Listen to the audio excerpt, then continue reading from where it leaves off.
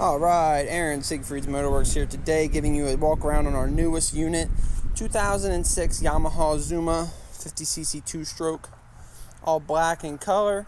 This one's in good shape and ready to ride, but let's get right into it. We're going to start at the back on this one.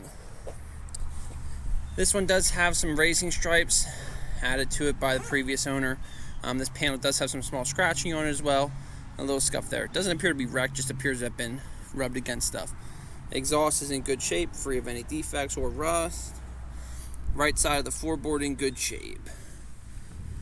Coming around here, mirrors are good shape, free of any kind of rust. Master cylinder reservoir, no corrosion. It is missing the reflector here. We have them if you want them, but we don't put them back on. I personally like them better without. Front tire is in good shape. Front suspension also in good shape. One little scuff there out of the paint as well.